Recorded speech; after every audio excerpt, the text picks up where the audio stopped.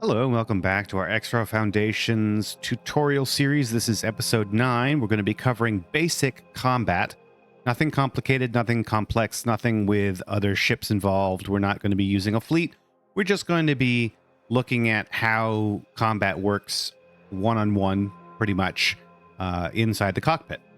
So I've got the game paused because I happened to save in the last tutorial at a perfect spot to showcase combat. So what we've got here is our ship. I've decided to take this guy here, and this katana that was part of the fleet, I've moved him off so that he doesn't get in the way. This is us here. This is our target that we're going to be looking at first. There's a few others out here that we'll probably be able to find down the road. This is a Xenon. The Xenon are your primary bad guy faction. They are always antagonistic to you. There's nothing you can do about that. And they're basically a swarm. They are, in the lore, an artificial intelligence. They look like bugs. Their ships do anyway. Which is funny because there is another enemy faction called the Kaak, who look like AI ships, but are in fact bugs. So, fun little historical glitch there in terms of how the game was built. There was one faction first, and I believe it was the Xenon that were first, and they made them look like bug ships, but they made them AI. And then when they went to make the bug creatures, they obviously couldn't use bug ships. So, all right, so we're going to go ahead and unpause here, and you're going to see down there on the bottom of this HUD here, that is our target ship that's currently selected. It's showing our range and its speed. It's showing the shield level, which is in blue, and then the hull level, which is in white. Similar with our own ship, shields will deplete and then restore if they haven't been attacked in a little while. Once they deplete, then you can start hitting hull. There are some weapons that will hit hull directly, but most of them don't have that option. So here we go. As you can see, I've got my vector indicator there below, right now below my targeting reticle. And there is a targeting pip, that white circle, which is essentially showing me where to aim when I'm attacking. Now on this run, with the settings that I have right now, I do have target assist, which I typically play with, which means that the turret that I'm firing from, well, not the turret, but the main gun that I'm firing from, will have a bit of a wiggle room, about this much, to fire at. So I don't have to be exactly on target, but if you like the extra challenge, you can turn that off. As you can see now, it is an X, which means that I'm out of range for this ship gun.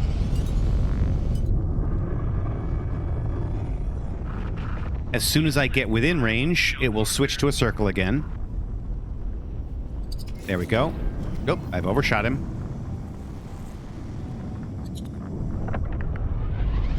It doesn't help that he's trying to get away from me. So we're going to switch to this other guy. I've hit my target selector to target the nearest enemy. Oh, he's about dead.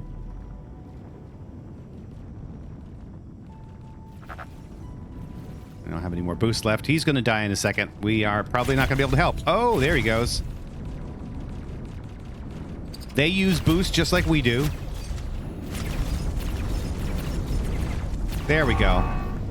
Now, when enemy ships die, they will tend to drop loot, which you can see here, these slightly oblong spinning circles. If I get in close, you'll see what they are. They're little boxes. Now, you could just walk over them if you want to, or you can use the container magnet, which defaults to the O key. If you get within range, it will pull them in. You have to hold down the key so that it will continue operating the magnet, and then you just let go when you're done. As you can see on the map, there are a bunch of those out here, these little spots, these little squares with a slash through them. These are all drops from destroyed ships. and you can go and collect them. The ones that have these little rockets on top of them are ammunition, which you can still load onto your ship if you don't have, even if you don't have a missile weapon. You just can't use them, but you can then go back to a station and sell them off if you'd like to. There are other types of drops, which are actual cargo, which look like little rectangles with, they look like little candy bars, little rectangles with a slash down the center of them, not at an angle. And those can only be picked up by ships that have cargo space available. Usually not enough space in a small ship to collect more than maybe 1 or 2 items. But these types of loot, the squares with the slashes, those go into your backpack inventory, which means that you can basically collect an infinite number of them. So let's see if we can find somebody else to kill. Oh, there we go. That's a good one. Now this PE is a medium ship. It might kill us. Medium ships and larger ships can have turrets. And turrets are not directly controlled by the player if you're flying your own medium or larger ship. They are controlled by a set of instructions, which would show up under here, where you can control the various turrets and what they do, what they react to, whether or not they're armed, whether or not they fire at all, and that sort of thing.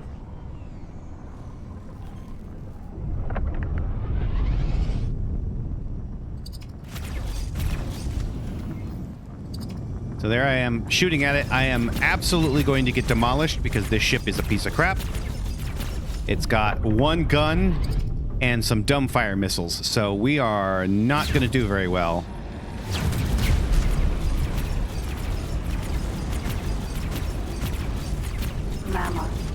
Oops.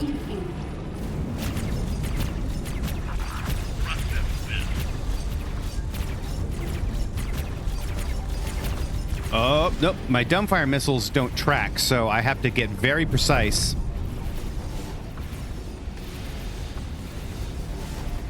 All right, he's dead.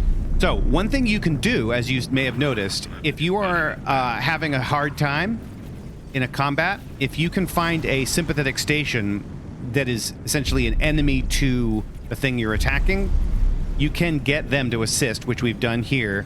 They've got a bunch of turrets that are more than happy to fire at the enemy. So I'm going to go ahead and turn on my my container magnet, and you can see down here in the bottom left what we're collecting. Now, if we want to see what we have in our pockets, we can do 2 things. So first up, we can take a look at what we have brought on board in terms of ammunition. It'll show us here that we've picked up these missiles: dumbfire missile, heat seeker missile. And then we can also go to our player information tab and take a look at what we've picked up in our inventory. And this will show a list of everything that we've collected, how much what the value is, essentially, if you can sell it. Not every station will accept certain things. Some things are illegal, have to be sold at a pirate station, and other things can only be sold or used as parts of missions, things like that. So let's see if we can find something else to beat up. Oh, look at that. We've got another M.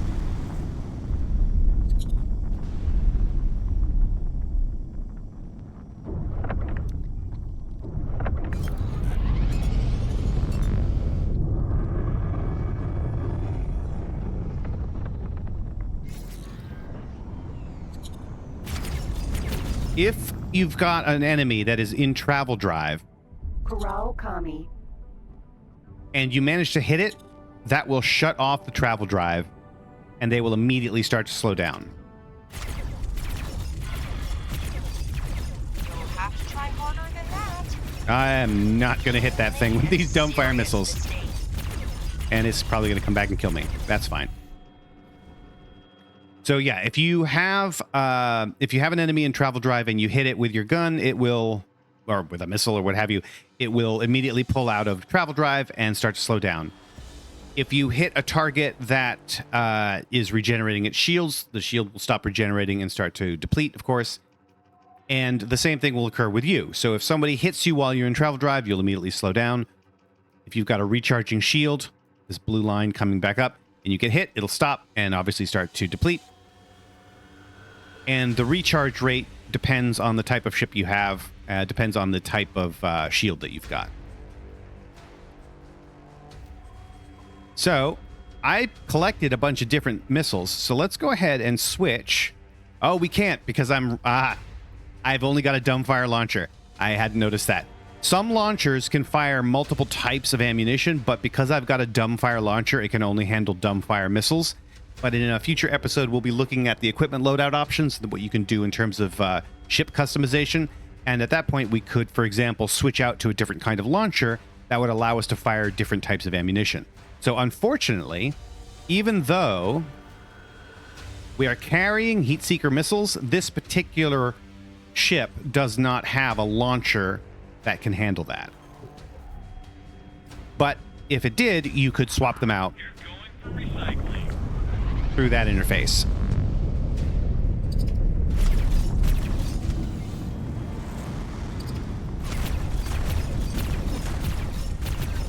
Oh, he's shooting guns at me. I love those guns. My favorite guns are guns, not lasers. I like the guns.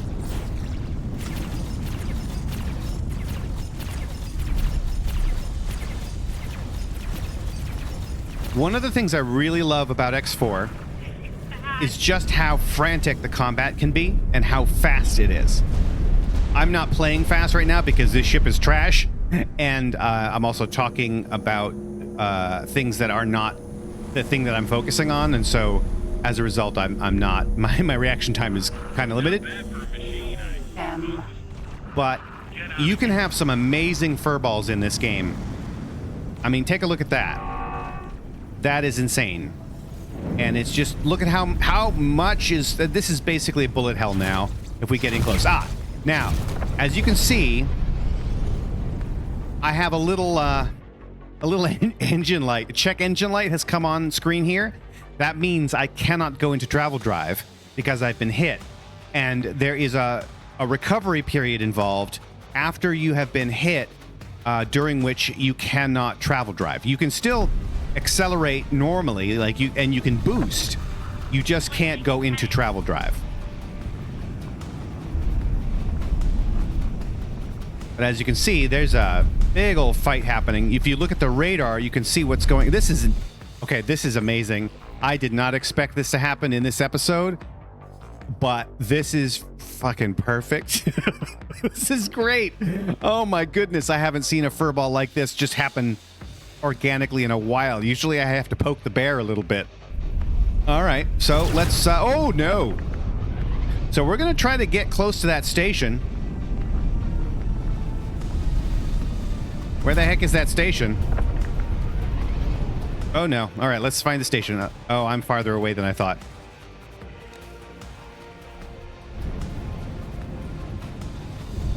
So you can use the map to select your target. That way you don't have to find it in the cockpit. So we're going to get close to this defense platform so we can hide behind its skirts a little bit.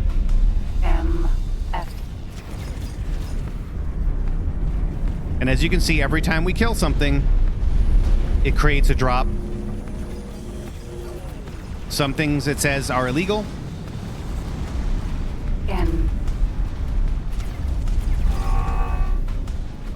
Now, if you successfully kill a target and you are within visual range of a faction that is happy that you've killed that target, you will often get, oh no! You will often get a bounty. They will say thank you for your help and give you a little bit of cash.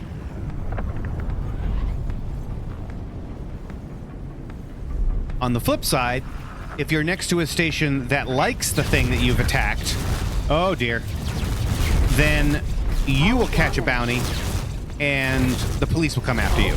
And I'm gonna die. Oh no. Oh, don't die. Let's see if we can survive this. I bet we can't, because holy crap. We just need the shields to come. Ah, we died. Okay, so as you see, when we die, we end up in our spacesuit as the default. Now, let's try something. We've got a katana over here, and I'm over here. How about we bring the katana over this way? So what I did was I selected my target here. I select my ship, and then I come over to where I want it to go, and I right click and say fly and wait. Now that actually, what I just did there, I did a second one. I created a second. Okay, so it's actually executing a fly and wait already. It's going to come here and then take a little left turn and go there. Now I can do this. I can select this and remove this order, or remove all orders, or remove all orders and wait. Or I can just click them, X them out from here. And so then it'll just bring it to this. And then if I want to, I can say, all right, I need to get this a little bit closer to me. So I'm going to put it over there, maybe rotate a little bit and bring it down. And we'll see if we don't die first. I will go into a lot more detail about providing orders to fleet ships in a future episode when we discuss combat orders for fleet ships. Successful. So we're going to see if we survive this. It's going to take a minute for the katana to get over here, so I'm going to go ahead and pause the recording. If we die, we die. If we don't, we live to fight another day. Okay, I actually want to show something else I've done here. So I've taken the Cobra that has the little asp associated with it, and I have given it the order to attack targets in range. The way you do that is you select your ship, you right-click, and do attack targets in range. And what it will do is it will create this zone that it will then attack in. That also means that all of its subordinates will join in some fashion based on the instructions that it's been given by the group type. So here it comes. The Asp Raider is right behind it, and it's going to come out here and start to fight. Meanwhile, the Katana is on its way to us.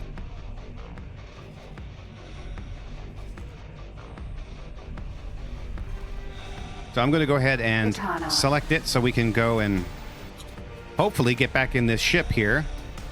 Hopefully it won't die. There we go. Now, I'm going to tell it, I'm going to say, going to dock with the ship. Hit Shift D to start the docking procedure. Now, I am in my little spacesuit, so I don't move very fast. But what you can see is that little green, it's actually a little green spacesuit, but it's basically telling me where to go to find the hatch to the ship. And it does sound like the battle has mostly ended, which is fine.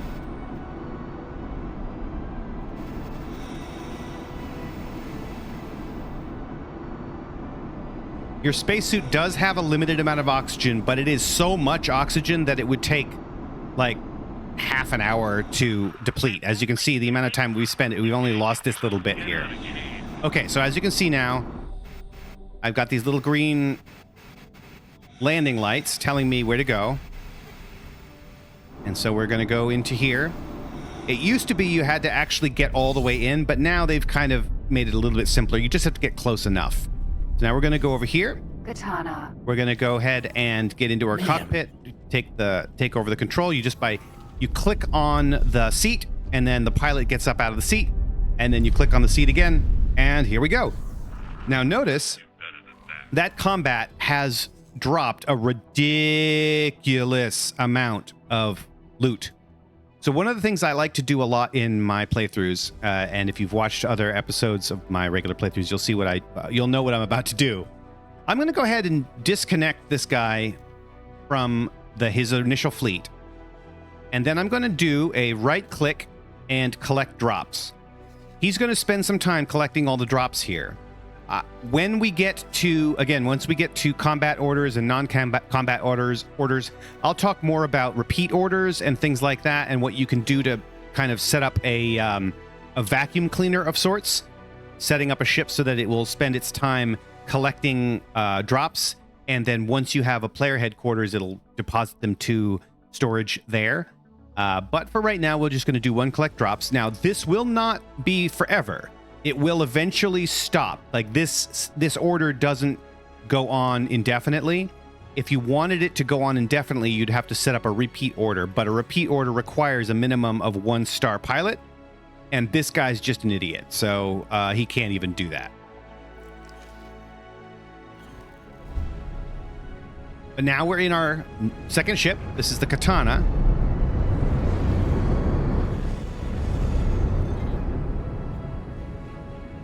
And this ship has different options. This ship has an insane gun. As you can see here, my gun has overheated. All 4 guns have overheated. And so now we have to wait for it to cool down. As soon as it hits red, you're done and you're stuck, and you have to wait until it cools down. It will get yellow once you hit the point where it's like, oh, you better be careful. And if you stop firing ahead of that time, then it will cool down a lot faster. The second thing to look at is that this guy has turrets. He's got a beam turret. Oh, he's got 2 beam turrets. Right now, it's set to defend, but there are other options here. Attack all enemies, attack only capital ships, attack capital ships first, attack only fighters, attack fighters first, shoot only missiles, shoot missiles first, attack my current enemy, and then mining if you have a mining beam. And then you can have it be armed or not armed. And this particular one tells all of the turrets what to do. But if you want, you can individually specify what the turrets should do. Try again. So here we are. So notice how it went to yellow. This gun is not a very good example of it, because basically a half a second shot will nearly deplete the heat there, but other guns will take a few seconds longer to do that. The other thing I could do, if I was worried about my heat problem, I could, for example, move 2 of these guns over to a second primary group. Now what you'll see, 2 of my guns are running and 2 of them are not. If I fire, 2 of the guns fire, the other 2 do not. Then I can switch to my second gun group, and now I've got guns that I can fire.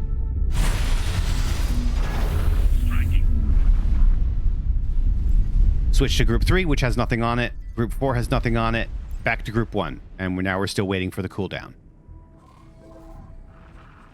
The other option, of course, would be to put some of these guns on the secondary.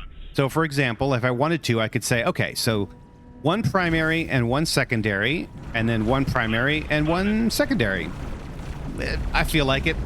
I don't know. It's a dumb idea. That's probably not the best way to organize that. But now you'll see we've got primary and secondary, and then group 2 is primary and secondary.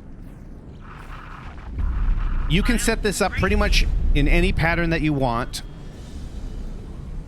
I could even, if I wanted to, set 1 gun here to both primary and secondary, for example. And all that really means is that I can use either my primary gun, my primary key, my primary gun trigger or hotkey, or my secondary to fire that same weapon. This is a very dumb way to set it up, but just to show that it is possible to do. So I could do like that with the primary primary key, and then secondary key. Obviously, it's firing the same weapon, and so the heat, it's still, you know, affecting the same weapon's heat. And then now we're on group 2, which has these 2 guns on the primary. And then I switch again and again and again. There we go. Looks like this 4th gun is only on the secondary. And as you can see, I can switch it out now. Secondary switch, secondary switch, secondary switch.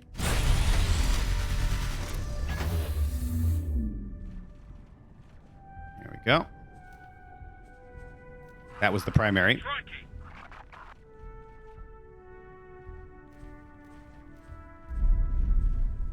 But let's, oops, no, oh, let's reset everything here.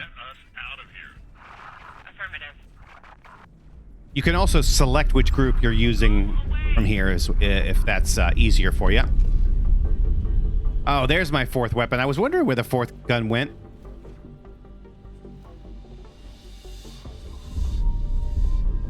I could put that on the secondary over here and then switch out like that. So now, gun 4 here is on the secondary. Guns 1 through 3 are on the primary.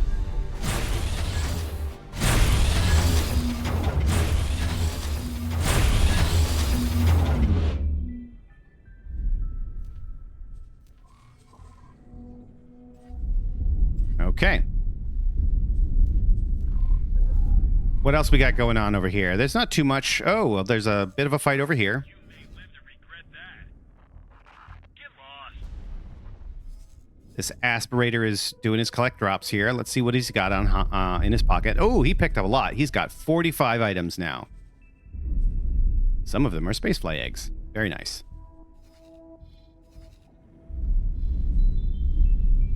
All right, so before we finish off, let's just go ahead into a little bit of the fight again.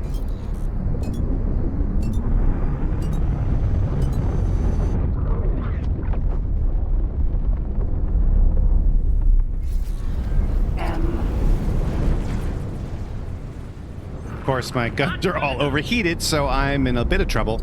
You know what I'm going to do, just so we can get into some trouble? I'm going to set my turrets to all... well, normally I would do shoot missiles first because then it falls back to fighters and capital ships. But for our purposes, let's go ahead and attack my current enemy.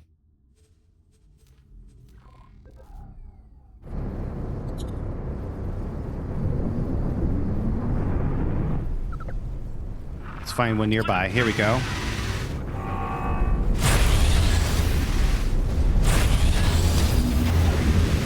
Now you can see my turrets are going. Yep, I've got 2 top-facing turrets. Oh, we've got somebody attacking us from this side.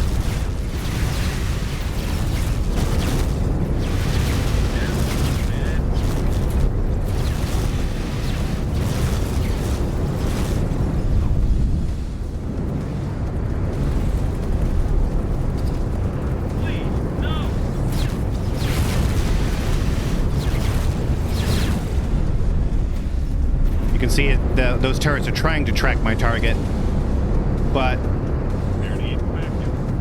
it's very fast and I'm a bit chunky.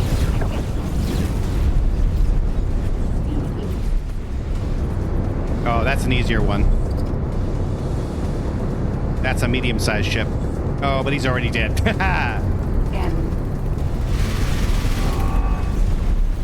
Also, it doesn't help that these guns, my primary guns,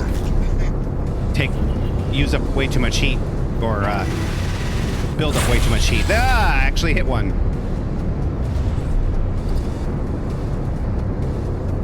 And as you can see, those 2 little white dots are where my gun is able to target right now. The scope of these guns, because of the way they're designed within the concept of the universe, like these are really powerful lasers. They don't have as wide a gimbal range as some other guns do, so it's very, very tight. And you can see where the guns will hit by looking at those little white pips. We found something out here. Get lost. But as you will find with different weapons, different ships, the range of motion, the range of firing arc for those pips will vary for those guns. And of course, whenever the pips go dark, like they have right now, and they're dark gray, that means that they are not within range of the target.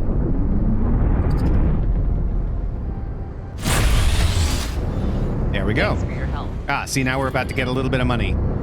Nice. 10K. Not bad.